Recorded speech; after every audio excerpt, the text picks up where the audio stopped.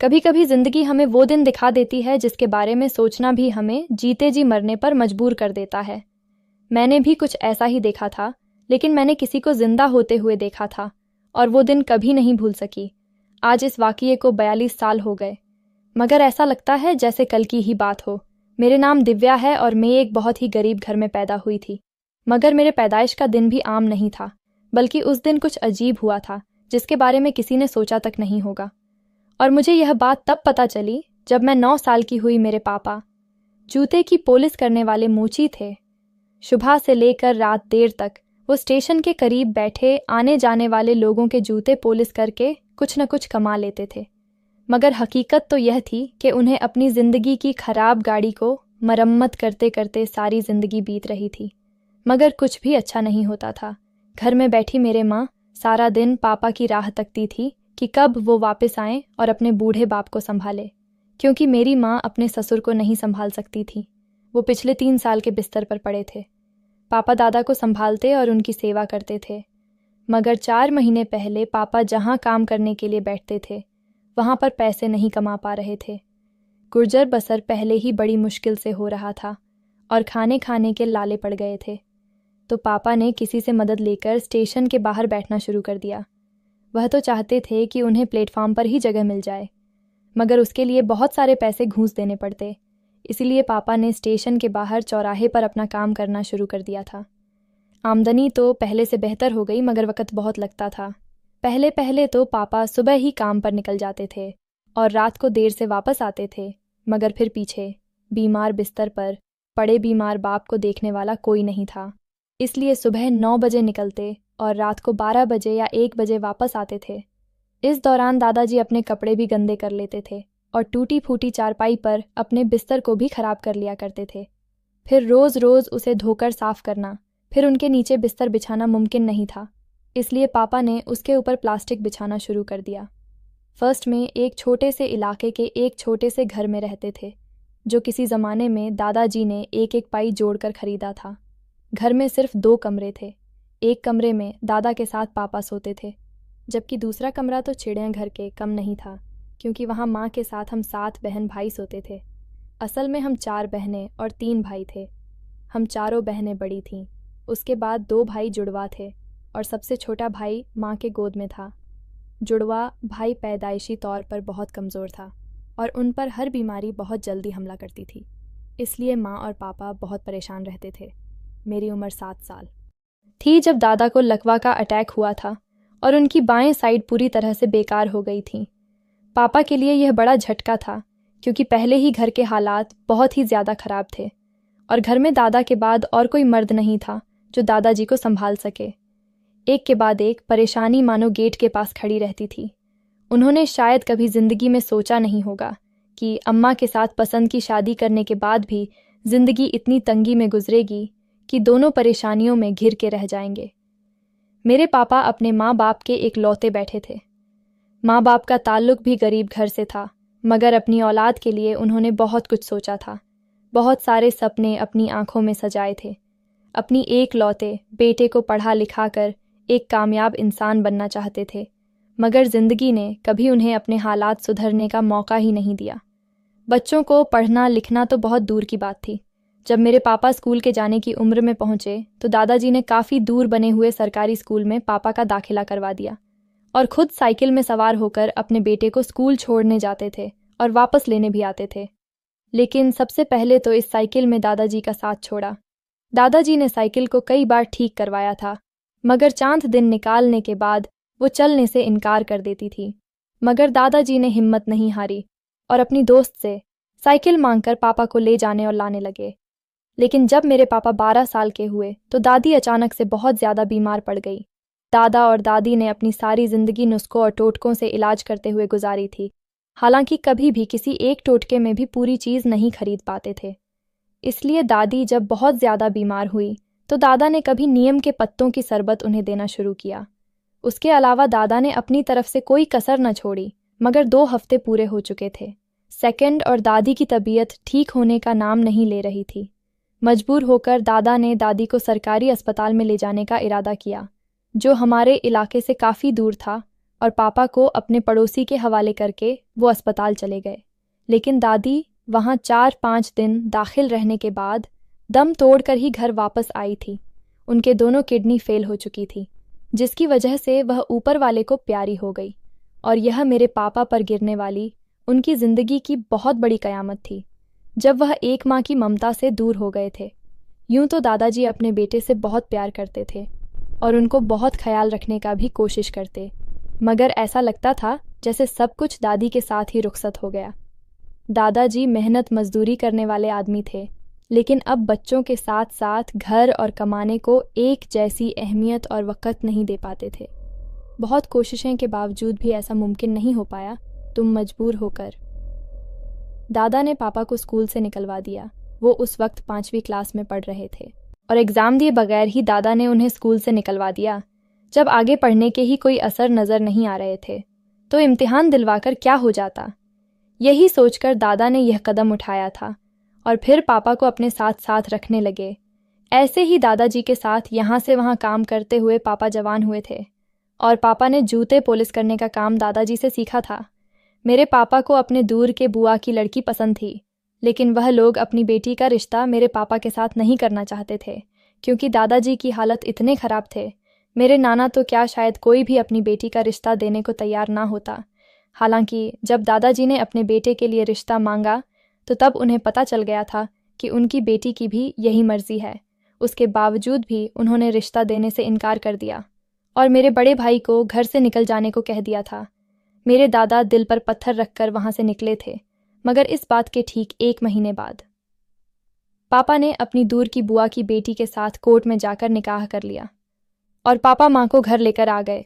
मगर दादा ने उन दोनों के रिश्ते को दिलो जान से कबूल कर लिया, लेकिन माँ के घर वालों ने ना तो अपनी बेटी को माफ़ किया और ना ही इस शादी को कबूल किया था, और फिर कभी पलटकर अपनी बेटी की खबर तक नहीं ली। यहाँ तक कि जब दादाजी को लकवा मार गया था 3rd, तब भी अम्मा के घर से कोई नहीं आया था। बड़ी मुश्किलों से ज़िंदगी की गाड़ी को पापा अकेले ही धक्का लगा रहे थे। एक के बाद एक 7 बच्चों की पैदाइश ने तो जैसे पापा की कमर तोड़ दी थी और माँ अपनी हालत और सेहत का सारा गुस्सा हम सब बहन भाइयों पर निकलती थी। हम 4 बहनों में से मेरा नंबर दूसरा था, इसलिए छोटे बहन भाइयों को संभालना भी हम दोनों बहन के ज़िम्मे था। ख़ास तौर पर दोनों जुड़वा भाइयों को ज़्यादातर में संभलती थी। शुरू में तो मुझे बहुत मुश्किल होती, लेकिन जैसे मुझे उन दोनों की आदत हो चुकी थी, वह दोनों ही ठीक से चल फिर नहीं पाते थे। थोड़ा सा चलते ही उनका सांस फूलने लगता था, इसलिए मेरी कोशिश होती थी कि मैं उन्हें खेलने और दौड़ने ना दूं। अगर उनकी तबीयत ख़राब हो गई तो परेशानी अलग होगी और दवाइयाँ का खर्चा भी बढ़ जाएगा। हमारे वक्त और हालात ने हमें उम्र से पहले ही बड़ा कर दिया था। मैं 12 साल की थी, मगर मेरी समझ बुझ बाकी बहनों से ज़्यादा थी और कद काठी भी, इसलिए मैं सबसे बड़ी लगती थी और कोई मुझे देखकर कहता ही नहीं था कि मैं 12 साल की हूँ, बल्कि अक्सर लोग तो समझते कि मैं 15-16 साल की हो चुकी हूँ। हम दोनों बहनें जितना मुमकिन हो सकता था घर के काम कर दिया करते थे, क्योंकि माँ बीमार रहने लगी थी। वो कमज़ोर भी बहुत थी, मगर जब से छोटे भाई की पैदाइश हुई थी तो माँ का सांस भी बहुत जल्दी फूलता था और दिल की धड़कन भी तेज़ रहने लगी थी। डॉक्टर कहते थे कि माँ को खून की कमी है, अच्छी खुराक और दवाई खाने से वह ठीक हो सकती है। मगर घर में इतनी सारी परेशानी थी कि माँ और पापा ने खुद पर ध्यान ही नहीं दिया, जिसका नतीजा यह निकला कि आहिस्ता आहिस्ता माँ की बीमारी भी बढ़ती जा रही थी। खून की कमी की वजह से उन्हें चक्कर आ जाते।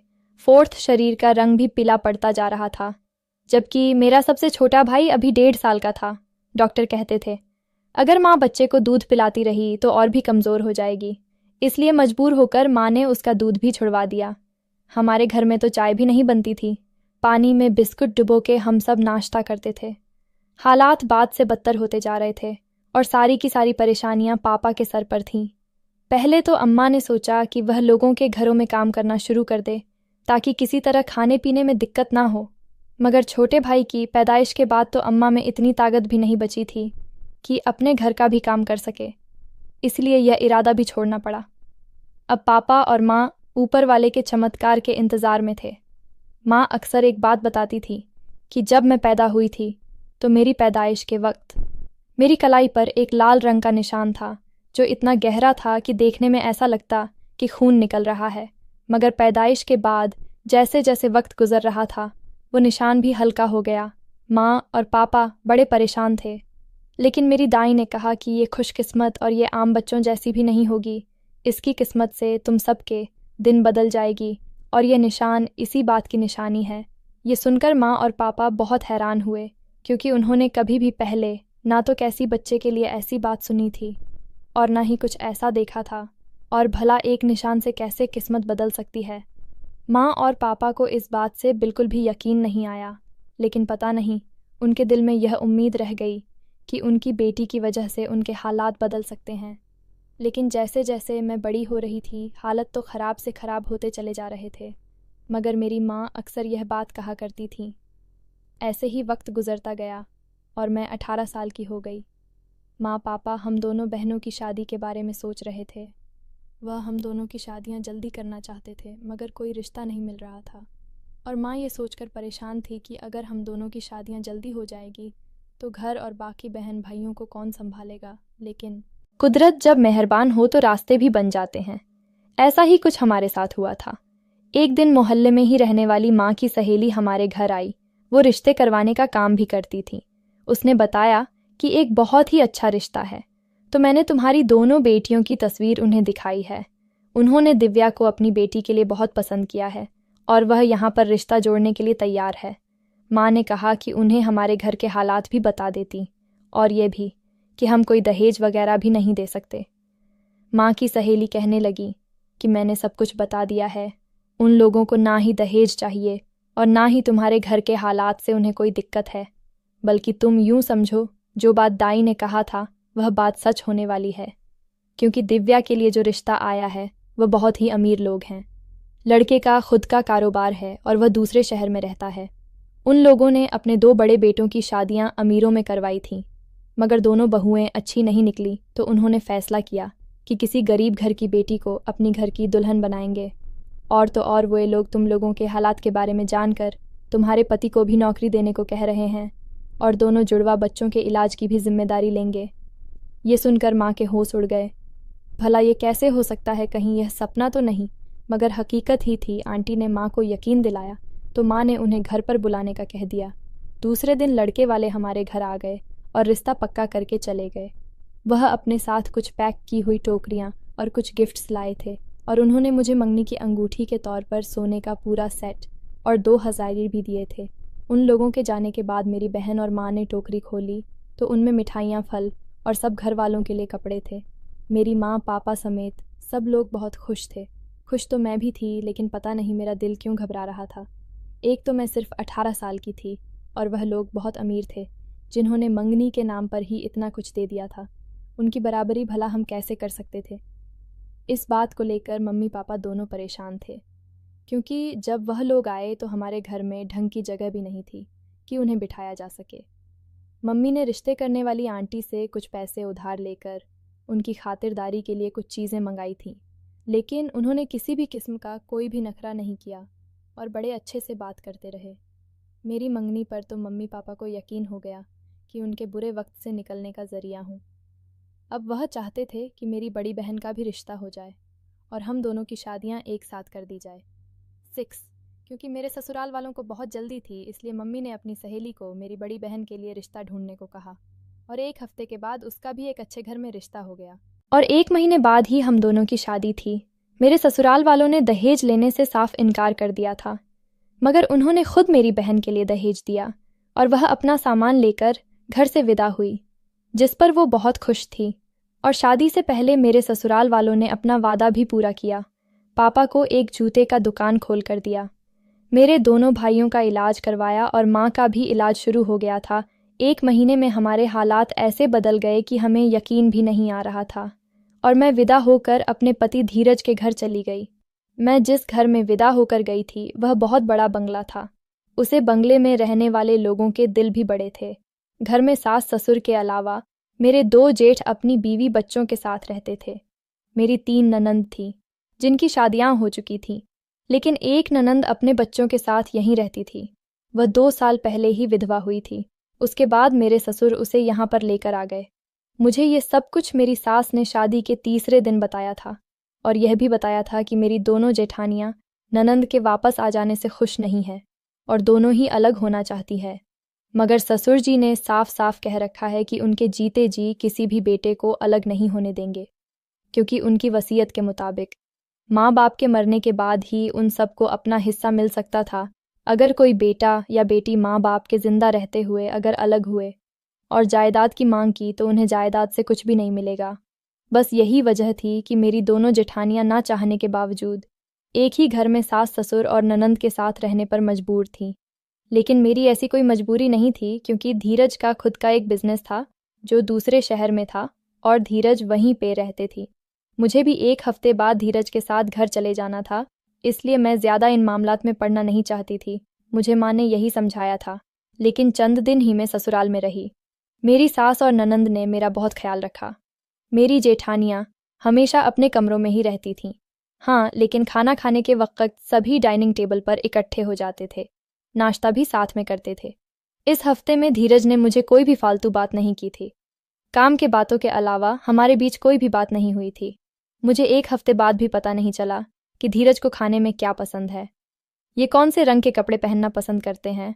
उन्होंने तो मेरी तारीफ भी नहीं की थी। हालांकि मुझे जो भी देखता था मेरी तारीफ किए बगैर नहीं रहता था। और अब तो बड़े घर की बहू बनने के बाद मेरा पहनना और रहना भी चेंज हो गया था, जिसकी वजह से मेरी खूबसूरती निखर के आने लगी।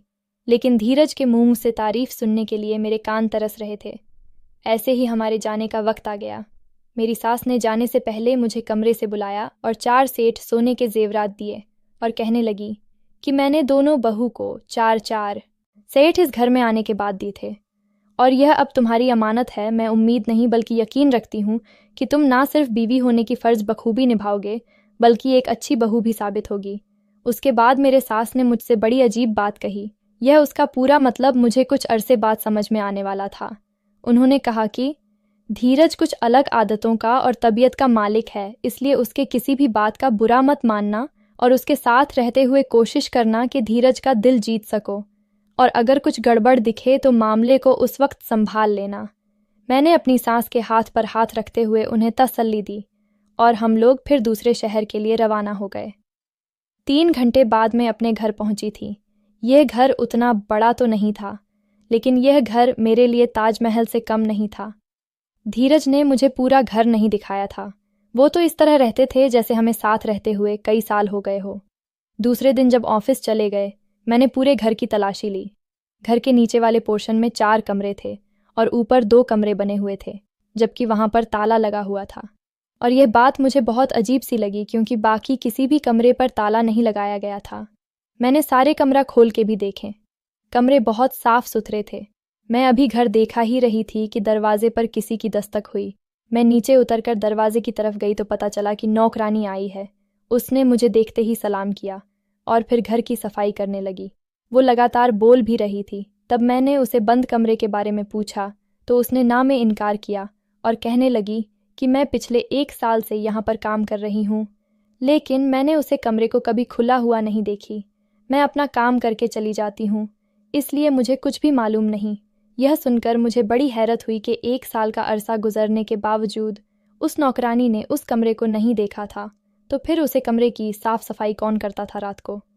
यह बात मैंने धीरज से पूछी तो वह कहने लगे कि उस कमरे में सिर्फ कबाड़ पड़ा हुआ है, कान की कोई भी चीज़ नहीं है, इसलिए वह काफ़ी साल से बंद है।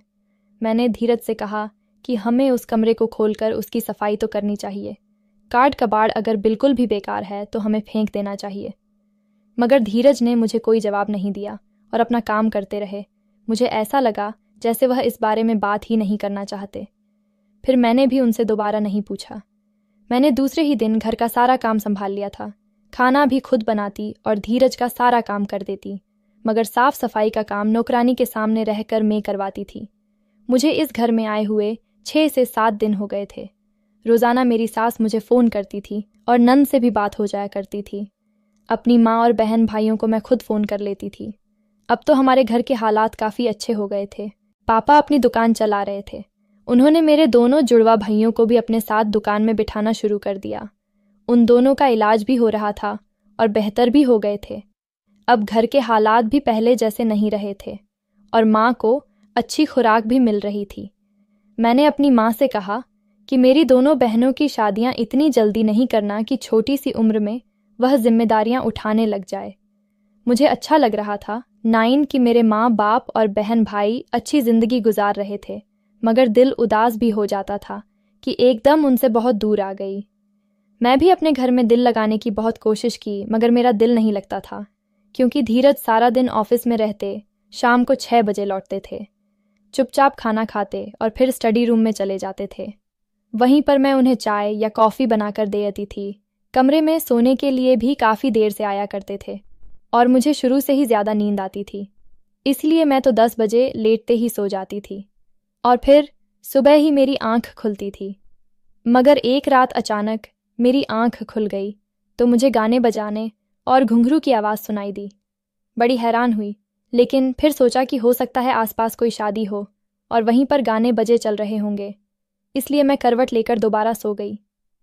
धीरज भी कमरे में मौजूद नहीं थे, मगर मैंने ज़्यादा तवज्जो नहीं दी क्योंकि वो अक्सर देर से ही आकर सोते थे। मगर 3-4 दिन बाद फिर ऐसे ही हुआ। रात को गाने बजाने की आवाज़ से मेरी आंख खुली। मैंने फिर वही सोच कि कहीं शादी होगी, लेकिन अगले दिन नौकरानी से पूछा कि कल मोहल्ले में कोई शादी थी, तो उसने बताया कि यहाँ पर आसपास कोई शादी नहीं हो रही, और अगर होती भी है तो शादियों में कोई घुंघरू बांध के थोड़े ही नाचता है। ये सुनकर मेरा भी माथा ठनक गया। वो बात तो ठीक कर रही थी, पर मुझे शक सा होने लगा। मगर अगले 3-4 दिन सुकून से गुजर गए और फिर एक रात फिर मुझे घुंघरू की आवाज़ सुनाई दी, मगर उस दिन कोई म्यूज़िक या गाना नहीं बज रहा था, सिर्फ घुंघरू छन छन कर रहे थे। मैं लेटी हुई गौर से वह आवाज़ सुन रही थी। कुछ समझ नहीं आ रहा था कि आवाज़ कहाँ से आ रही है। कभी लगता कि मेरे घर में से ही आवाज़ आ रही है और कभी ऐसा लगता कि बहुत दूर से सुनाई दे रही है। कुछ समझ नहीं आ रहा था। मैं इसी सोच में थी कि आवाज़ आना बंद हो गई और कुछ देर बाद धीरज भी कमरे में आ गई। मैंने उनसे पूछा कि वह अभी तक स्टडी रूम में थे, तो उन्होंने इस बात पर सर हिलाया और कंबल ओढ़कर लेट गए। 2 दिन बाद जब मैं सो रही थी कि फिर से घुंघरू की आवाज़ आना शुरू हुई, तो मैं उठकर बैठ गई। घड़ी पर नज़र डाली तो पूरे 3 बज रहे थे और धीरज भी बेड पर मौजूद नहीं थे। मैंने बाल समेटे और कमरे से बाहर निकल गई। जैसे ही कमरे से बाहर कदम रखा तो मुझे वजीहा तौर पर महसूस हुआ कि घुंघरू की आवाज़ तो हमारे ही घर में ऊपर के पोर्शन से आ रही है। मैं डर गई, लेकिन फिर फटाफट स्टडी रूम की तरफ चली गई। लेकिन हैरान तो तब हुई जब वहाँ पर धीरज भी मौजूद नहीं थे। चाय का कप भी वैसे का वैसे ही पड़ा हुआ था। घुंघरू की आवाज़ लगातार आ रही थी। मैं डरते हुए सीढ़ियाँ चढ़ने लगी। ऊपर पहुँचते हुए मेरी सांस अटक रही थी। टैन और मुझे पसीने आने लगे क्योंकि आवाज़ तो उसी कमरे से आ रही थी जिस पर हमेशा ताला पड़ा रहता था, लेकिन आज तो वहाँ पर ताला भी नहीं था। मैं बड़ी हिम्मत करके आगे गई और जाकर दरवाजे के पास खड़ी हो गई। फिर और हिम्मत जमा करके दरवाजे पर हाथ रखा तो खुला हुआ था। जैसे ही अंदर झांक कर देखा तो मेरे कदमों के नीचे से ज़मीन निकल गई, क्योंकि धीरज ने अपने एक पैर में घुंघरू बांध रखे थे। आंखें बंद करके गोल गोल चक्कर लगा रहे थे। यह देखकर मेरी तो चीख निकल गई। धीरज रुक गए, उनका ध्यान टूट गया और हैरत से मेरी तरफ देख रहे थे। फिर एकदम से शर्मिंदा हुए और उन्होंने घुंघरू उतार के साइड पर रखा दिया। मैं सब कुछ खड़ी देखती रही और धीरज वहीं कमरे में रखे सोफे पर बैठ गए। कैमरा बिल्कुल साफ सुथरा था, जिसमें कारपेट भी बिछा हुआ था। काट कबाड़ नाम की तो कोई चीज़ ही नहीं थी और कमरे की सेटिंग को देखकर ऐसे लग रहा था जैसे उसे किसी इंटीरियर डेकोरेटर ने सजाए हो। मैं अभी तक दरवाज़ा के पास ही खड़ी थी।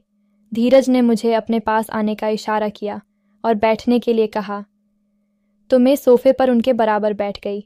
तो धीरज कहने लगे कि मैंने तुम्हें कोई धोखा नहीं दिया कि तुमसे अभी कुछ छुपाता फिरूं। बस मेरा एक माँ जी है जिसकी यादें मेरा पीछा ही नहीं छोड़ती, और मैं उन यादों को ताज़ा करने के लिए यह घुंघरू पहनकर उसे महसूस करता हूँ। ये कहकर घुंघरू की तरफ देखने लगे और मेरी तरफ देखने लगे और बोले कि उसका नाम सोनिया था। उसे डांस करने का बहुत शौक था। वह एक कथक डांसर थी। हम दोनों एक ही कॉलेज में पढ़ते थे। मुझे उससे मोहब्बत थी और वह भी मुझसे मोहब्बत करती थी। कॉलेज के बाद जब कथक डांस की क्लास लेने जाती तो मैं उसे छोड़ने भी जाता था और लेने भी जाया करता था। उसके घर वालों को भी हमारी दोस्ती के बारे में मालूम था और हम दोनों शादी का इरादा भी कर चुके थे। मैं इससे पहले कि अपनी फैमिली को रिश्ते के लिए सोनिया के घर भेजता। एक दिन अचानक कथक क्लास से वापसी पर रास्ते में हमारी गाड़ी का एक्सीडेंट हो गया, जिसमें उसकी जान चली गई और मैं जिंदा बच गया। हालांकि गाड़ी ड्राइवर चला रहा था, मगर फिर मुझे ऐसा लगता है कि जैसे मैं ही उसका कसूरवार हूँ। यह वाक्य आज से 3 साल पुराना है। मेरे घर वाले भी इसके बारे में जानते हैं कि कैसे मैं ज़िंदगी से दूर हो गया था। मैंने सब कुछ छोड़ दिया था और अपने कमरे में ही पड़ा रहता था। मम्मी पापा मुझे कितना समझाते, मगर मैं अपने दुख से उभरता ही नहीं था। फिर जब मेरी बहन विधवा होकर वापस आई तो उसे और उसके बच्चों को देखते हुए मैंने हिम्मत की, क्योंकि मेरे दोनों बड़े भाई तो अपनी ही बहन से नज़र फेरने के इरादे करके बैठे हुए हैं। भाभियाँ तो नंद और उसके बच्चों को बिल्कुल बर्दाश्त नहीं करती। मैं बड़ी मुश्किल से ठीक हुआ हूँ और साल पहले ही यह कारोबार शुरू किया है और मैं उसे अपने साथ रखना चाहता हूँ। अगर तुम साथ दो, पर मुझे नहीं मालूम कि मैं अपने बीते कल को कैसे भूलूंगा, लेकिन यकीन रखो मैं अब सिर्फ तुम्हारा हूँ। ये कहते हुए धीरज की नज़रें झुकी हुई थीं और वो बड़े धीमे धीमे लहजे में बोल रहे थे। मैं सब कुछ सुनकर बेहद हैरान थी, लेकिन पता नहीं क्यों एक यकीन मेरे अंदर उतर रहा था। मैंने धीरे से धीरज के हाथ पर हाथ रखा और कहा कि जब आप मेरे हैं तो आपकी हर याद और उस याद से जुड़ी हर याद और रिश्ता भी मेरा है। मैं आपकी मोहब्बत की कदर करती हूँ और हमेशा आपके साथ हूँ हर मामले में। मेरी यह बात सुनकर धीरज हैरत से मेरी तरफ देखा, जैसे वह मेरा शुक्रिया अदा कर रहे थे, और फिर हल्की सी मुस्कुराहट के साथ वहाँ से उठकर खड़े हो गए। हम दोनों नीचे अपने कमरे में आए। फिर उसके बाद कभी भी उसे कमरे पर ताला नहीं पड़ा। आज 4 साल हो गए हैं। मैं अपने एक बेटे के साथ अभी भी उसी घर में रहती हूँ और धीरज एक अच्छे सोहर और एक अच्छे बाप का किरदार निभा रहे हैं। मेरे ससुर इंतकाल कर गए हैं, मगर मेरी सास अभी जिंदा है और वह अपने दोनों बेटों के साथ रहती है। आगे चलकर मेरी नंद और उनके बच्चों की जिम्मेदारी हम पर है।